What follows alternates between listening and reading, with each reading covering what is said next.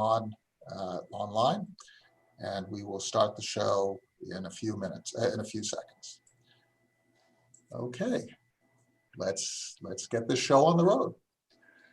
Welcome to the Nonprofit Report, your weekly update on nonprofit organizations, issues, and leaders. I'm your host, Mark Oppenheim, and today we will talk about museums in the southeastern United States with guests Betsy Bradley, Director of the Mississippi Museum of Art in Jackson, Angie Dodson, Director of the Montgomery Museum of Fine Arts, and Alex Nyerges, Director of the Virginia Museum of Fine Arts. Alex, I've known you for so long, I can't even say your name properly. Thank you for joining us, panel. And a reminder to Zoom attendees that we will take 3 snap photos during the show, and we'll announce results, and questions submitted to the Q&A function at the bottom of your screen will be included in our discussion. I've been so excited about this discussion. I want to thank you all for joining us today. And let's talk a little bit about what you're doing, okay? Okay, great. So your museums tell stories through arts, and at this time of pandemic, I don't know, confrontations over race and identity, debates over cancel culture and cultural appropriation. We have hurricanes, an economic crisis, fires of biblical proportion. Are you telling stories today that divert or that go to the heart of these matters, or are you taking some other approach? So Betsy, let's start with you, and then we'll go around this virtual room to Angie and then to Alex. Betsy, could you take on that? What kind of stories are you telling nowadays? Well, we're trying to do all of the above, I guess. In some ways, we have a really wonderful traveling exhibition up that actually comes from Alex's museum. So we have the Mellon collection of French paintings and sculpture called Van Gogh, Degas, and Monet and Their Times. It's really been wonderful to see people come in and find this kind of refuge, just being washed over with sheer beauty. You know, I've seen tears coming down people's faces. We've had lots of comments of gratitude that there is a place that drowns out the noise with real simple, brilliant beauty. And then our permanent collection galleries has an exhibition where we try to really probe some important questions about Mississippi and Mississippi's narrative as central to the American story, where we are exploring stories of migration, ancestry, memory, fights for justice, our fraught relationship with the land, and our shared humanity. These are all explored through a poem written by Margaret Walker, an African-American poet who taught here in Jackson for 40 years and wrote Songs of My People and other really important works that asked these kinds of questions about race and equity. And so we're trying to get at that too, at the same time that we're trying to offer this wonderful experience through the art that the Virginia Museum lent us. The thing that I love about that explanation is if you take a look at popular culture, touch points like Trevor Noah, or what Beyonce is doing, or some other of these amazing leaders, right? You have humor, Dolly Parton. You have humor, you have popular entertainment, you have, we have to all be focused on the intensity of intenseness all the time. But we also cannot duck issues, right? We have to really take an extra effort to go to places that are uncomfortable and to confront questions that are contemporary questions that are part of the American tapestry. Angie, how are you approaching this very complicated time where people are under stress, they need some relief, but they also are interested in exploring the ideas that Betsy was raising? Right. Well, I'll start by saying that our current situation is that we have had our sculpture garden reopen for the past going on 2 weeks now. our galleries are not yet open. So the experience that we're able to offer visitors is sculpture garden, only the galleries that you pass through to go to the restroom inside of the building, and then our online offerings. And just like Betsy, we've entered into a, not an either or, but an and proposition for our audiences where, the story that I think the setting of our garden has to tell, as well as the art that fills it, is one of peace and calm and resilience and recreation and restoration and all of that people so crave right now.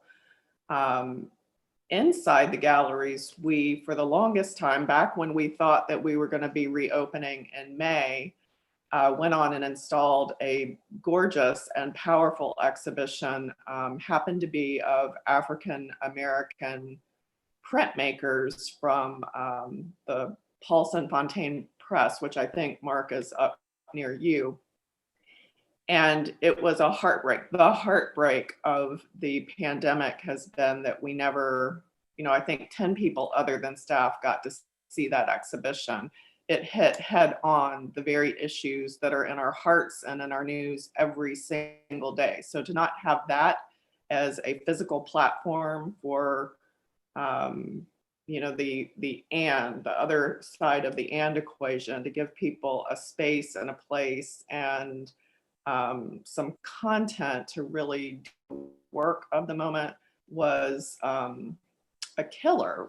Even though we took all of that to our virtual programming, as we all know, it's just different to be with the art. We can do our damnedest to create, an analog experience online, but to not have folks in those galleries is it's just not what we are about. We've now installed an exhibition of the beadwork of the women who lived in the Ubukle community in South Africa. So we've got another place where people can do some of the work of reconciliation. And I'm working right now with our city to figure out when it's going to be right for us to share that exhibition, that art with folks. So we are, as everybody is, just pressing in as many directions as we can at once. That's what museums do. We're always pushing in multiple directions, trying to create that entry point for as broad an audience as we can. And the idea of truth and reconciliation is really important today, given what is going on in Kenosha now, just recently. Just a heartbreaking circumstance. Alex, you run one of the largest museums in one of the great cities of the South. Could you talk about how you're approaching these various issues: pandemic, race, flooding, fires? How are you functioning? Well, we've been on this path for a long time. Part of our strategic planning, when we go back to the opening of our new wing 10 years ago, was really about enhancing the programming, enhancing the collections, so that we really reflect Virginia. But we're a global institution in the sense that right now, the two major special exhibitions we have on view. One is ancient art from the Egyptian Museum in Cairo, called Sunken Cities, these two cities that sunk into the Mediterranean a couple thousand years ago, and were locked under a bed of silt. Just a huge and fantastic exhibition, of course, closed for the first 6 weeks while we were closed for our 3.5 months. We're the only art museum in America that offers free general admission and is open 365 days a year. And sometimes people challenge me. It's like, well, yeah, what about Thanksgiving and New Year's and Christmas Day? It's like, well, no, we're open every day. We're open. In fact, we have the best hours of any art museum in the country. We're open 3 nights a week. And as I say, we're free. We do charge for special exhibitions, but then our membership gets in free. We make our pricing for membership enormously attractive. It's actually cheaper to join for a family than it is to buy tickets to a show. And the idea there is that, we want you to be part of who we are, because we not only serve Richmond, but we serve the entire state. We have distance learning. So we're in every rural area, every school across Virginia. We have exhibitions and programs, speakers, teacher workshops that we conduct all across the state. And then we have a state-of-the-art art mobile. It is the most magnificent moving museum you've ever seen. It is a 53-foot box, climate controlled and security. And it's actually a large truck that becomes a double wide. And down south, double wide means something of luxury. And it rolls into town, and we'll get thousands of people in these small places that are, a couple hours away from any art museum or any art experience. And when we roll into town, even today in 2020, it is the biggest thing that's happened. So our goal, though, is to serve everybody. The other special exhibition we have right now is an exhibition that was curated by one of our contemporary art curators on Louis Draper, who was a Richmonder, a photographer, who went to Virginia State University, came back to Richmond in '57, could not get a job because he was Black, went to New York, and then a few years later founded this group called the Comoinge, and they're still active today. And we focused on the first decade of the Comoinge starting in '63. And so we have a massive show, about 170 photographs in our other special exhibition space that will travel to the Whitney, we'll go to the Getty, and also to Cincinnati. And our goal is to always be able to put these shows and catalogs out on the road. But when we look at, particularly with the issues of social unrest, the first Africans came to English North America as enslaved people to Virginia in 1619. So the first 250 years of enslavement happened right in our front yard. And we were the perpetrators. And then the next 150 years haven't been that much better, although slavery has been eliminated. So when we look at who we are, our collection, our staff, our boards, our audience, we want to make sure that we reflect us, and us being everybody. And that's why, going back to being open 365 days a year, our definition, and then we had a consultant when I first arrived about 14 years ago who said, you got to focus narrow and deep. And we said, no. And he said, who's your audience? And I said, everybody. And then that's what we all need to do, because it isn't just about the art tourist. It is really about everybody. We just completed a poll in which the respondents said 65% of people said that they come to museums to see art, and then almost 30% said to learn about different points of view. And that everybody piece is really important, because if everybody is included, then you get to experience not only everybody experiencing, but also different points of view. But who gets to tell the story? I mean, it can't escape notice that we have 4 white folks here who are talking about diversity and talking about stories and talking about art.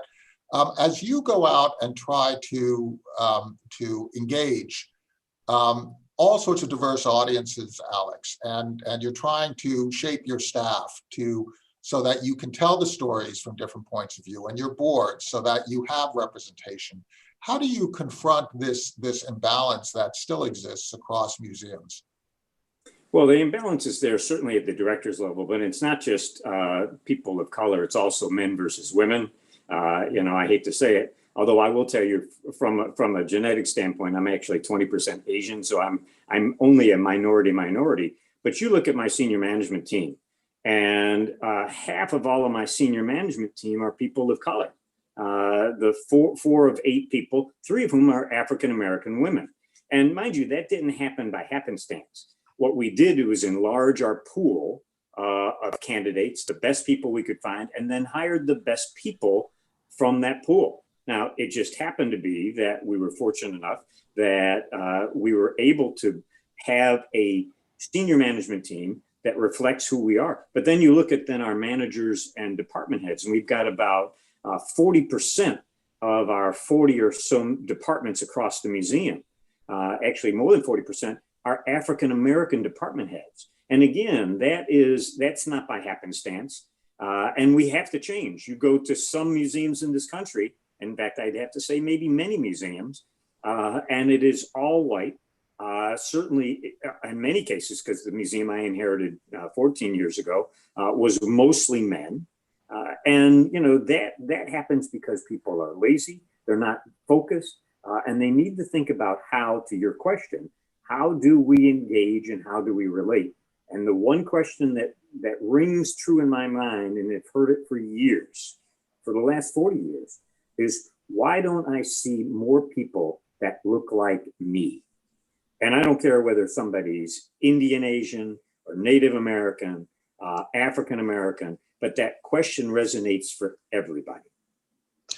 Yeah, and that's the whole issue now, because since we are storytelling institutions, that storytelling comes out of lived experience, right? And that lived experience needs to be acquired over a lifetime. It's not just educational pedigree, it's the ability to look at art, to experience art, and to connect with audiences, because if you don't connect with audiences, you just don't have a purpose. You're just a building. You're just a building that houses stuff. Angie, how do you approach this very complicated and thorny issue? Well, here I'll say that this is my first directorship, and I have been here for just under 2 years. So we hit the 1-year mark where, after a year of observation and study and thinking and sorting, I was ready to hit go and make some of the bolder moves for us. And as Alex points out, I don't do it. We all do it as this group. This is the face that represents this whole community of influencers and deciders. And then pandemic happens, so it's been interesting to continue to stretch and change and grow against some of the compounded challenges that we're facing. I know I've had that conversation. People have to get their mind around change, right? And in particular, when the pandemic is hitting, right, everybody freezes on all sides because we're taking care of our families, right? So you have this sort of planning thing. You then get to the point where you're ready to act. The pandemic hits. Action is still required. In fact, it's begged by other circumstances that are occurring. And the pressure is just on, isn't it? Well, the pressure is on, but the opportunities are emerging all at the same time. So, this is a challenge for everybody, but it's also a make or break moment where it's so interesting to see who folks are able to show up as. And some people, are paralyzed in moments like this, and others are just able to capitalize on demands like the ones we're facing them, and use them to take things that you have wanted to do for your institution and realize that a want has become a need. It's become necessary, and to really operate from that place. So, I am a huge optimist. My parents just raised me to be the person that looks for the good in the bad, and that is,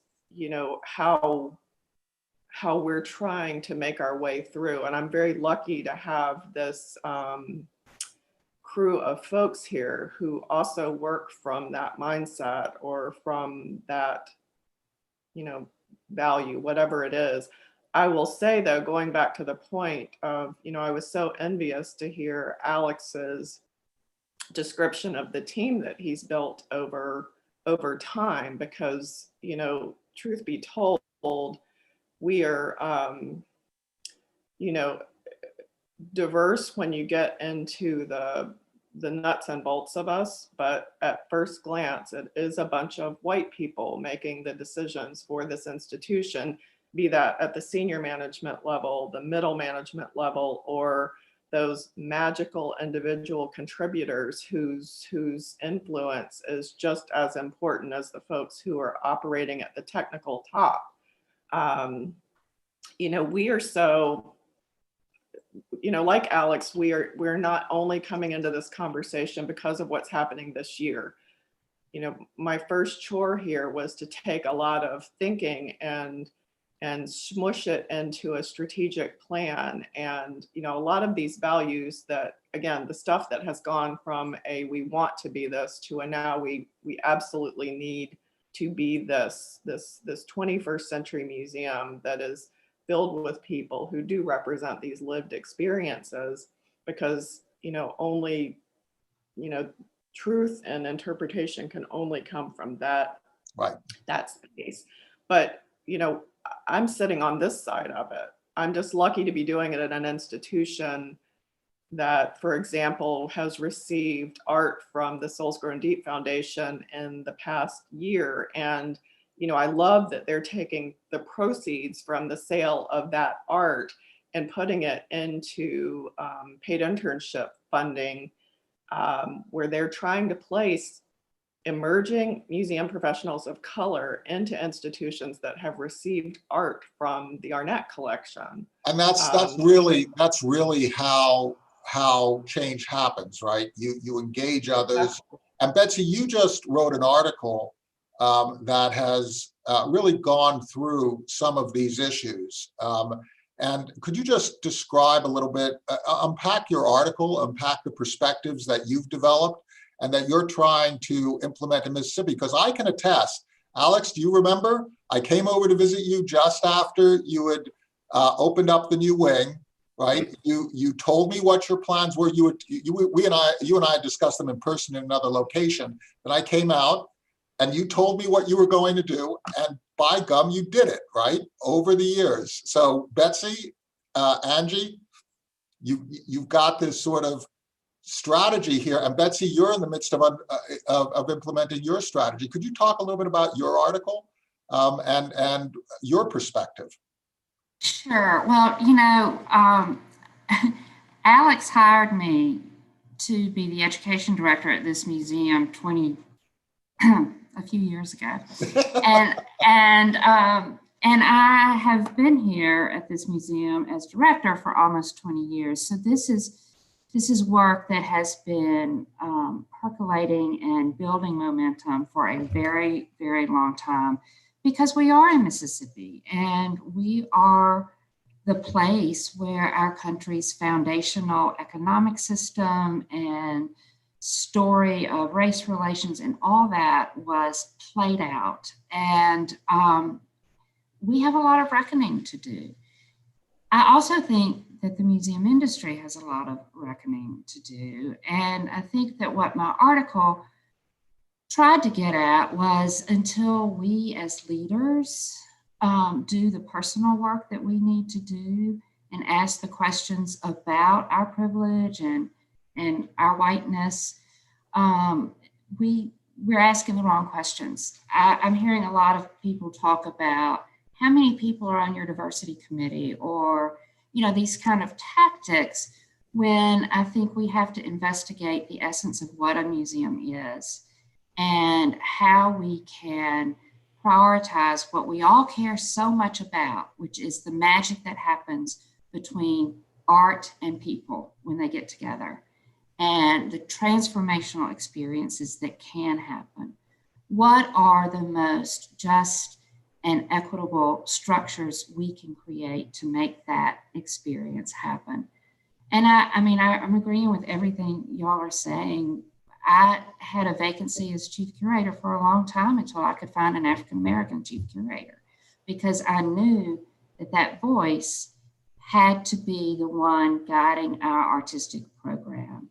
And so it's also important not just to have a diversity of staff and a diverse board, but to have people in positions, as Alex said, in leadership positions, and have people that will challenge you, that will call you up when you hit a blind spot or you realize that you have no idea what that experience of someone of color is like.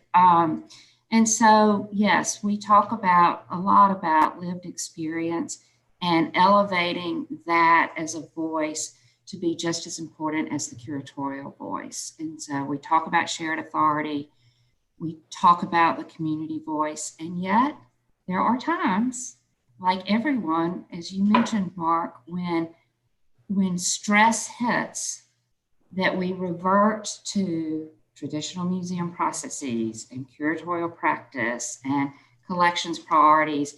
And it's the role of leaders to do, something I had to do recently, which is say, stop. That's your comfort zone, but change doesn't happen by staying in your comfort zone. We've got to push through that.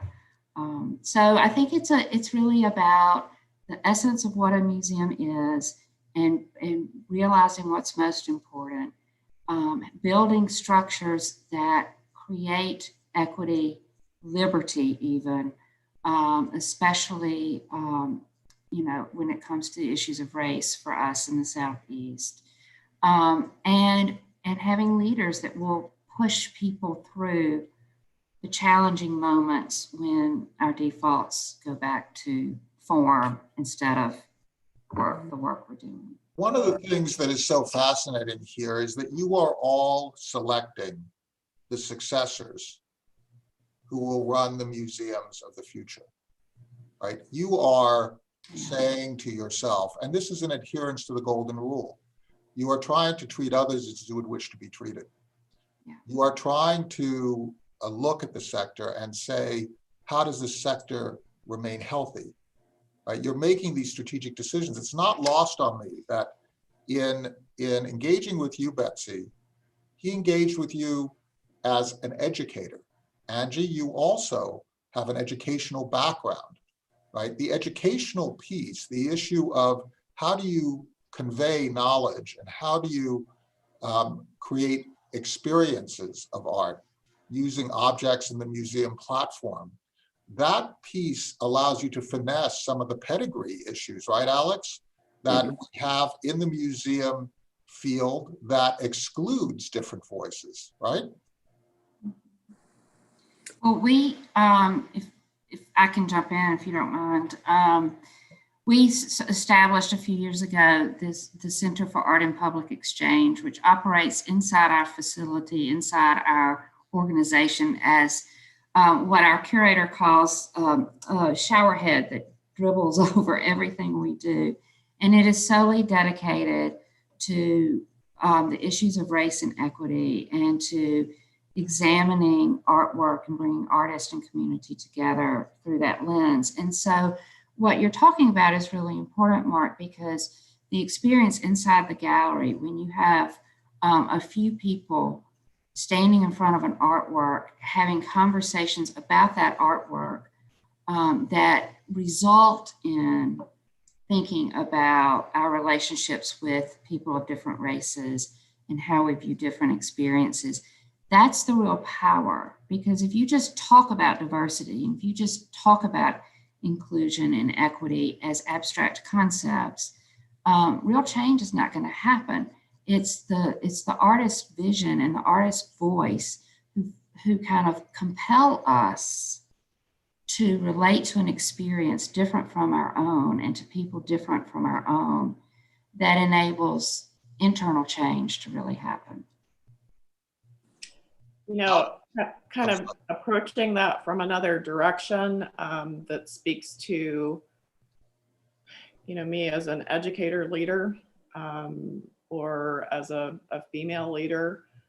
The thing that I love about being a woman or coming from education, and this is not exclusive to us, but I think these are characteristics of what we bring to the work of leadership is, it is natural to us to work from soft skills. So, what Betsy says about doing self-examination and having the courage to break it all down to the point of, the golden rule, or it being about love and just transcending politics and faith and everything is I think the strength that we are able to bring to the conversation. Outside of my door, I've got this little Cornell West quote, and I hope I don't butcher it here, but for me, it's the essence of what we are trying to do. And it's a line that says, justice is what love looks like in public.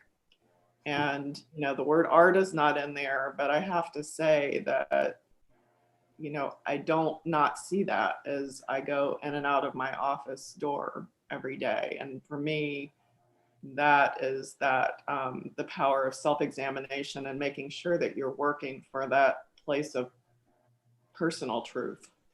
Well, it's a reminder, right? It's a meditation, isn't it, Alex, on values. We just finished a couple of polls. One was, will you give to museums, even in this time of pandemic where other needs really dominate? And in particular, because museums are under threat and 1 in 8 may close due to the pandemic. And 84% of respondents said that they would definitely give. And then in terms of attending, 96% of people said that they would attend museums, definitely 17% regardless, and if strong safety protocols are in place for a visit, 78%. So among these attendees today, there's a huge appetite. Alex, could you see us out, because we're ending our time today, but could you see us out with this, with your view of how the sector must develop and will develop over the next years, and how museum leaders can evolve the museum model to ensure that we have audiences, that we are telling stories from different perspectives that are engaging? How do you triangulate all of this so that we are creating institutions that follow in your footsteps over in Richmond? Well, actually, I have to say it's relatively simple. Have a plan, but make it foundational. Make sure that, and whether you're talking about the collection, your boards, the staff, your programs, your exhibitions, everything you do, everything you are, everything you look like and experience is reflective of the things that are important that we've all just been talking about. You know, accessibility is absolutely the best. Forget the committees and forget all of the things that spend time and look good from the outside. And I think, you know, what Betsy said, and you all have to read that wonderful article, is, you know, stop talking about it, stop making yourselves look good, and stop issuing statements. What we need to do is make change foundational, make sure that we reflect who we are as a people. And that means people from all parts of the world, people of every ethnicity and across time. And those are the things that will make the difference. And if we do that, and if we're earnest about it, and not take no for an answer, because we don't allow no in our shop at all, then we'll all be successful. But I will say, and to Angie's point, and Angie, I've been at this for 40 years, so I you know, measuring it with that yardstick instead of 2 years, feel good about what you are doing, because it does take time, and you can't perform miracles, nor do they work, nor will they look sincere or honest. And working with everybody to create the future is the only way it's going to happen. Alex, it's just such a great statement. You know, America is a country that constantly evolves, that constantly embraces the future, that constantly changes. And your work at the Virginia Museum of Fine Arts, Betsy, yours at the Mississippi Museum of Art in Jackson, and at the Montgomery Museum of Art, Angie, you all are really leading the way. And it just goes to show that leadership in this field, in the arts field, in the museum field, can come from your institutions in the Southeast. Your models are instructive to us all. Thank you all for participating. Attendees in particular, thank you for your attention. Please continue to spread the word, and everyone stay safe. That's the Nonprofit Report. And thank you all for being our guests today.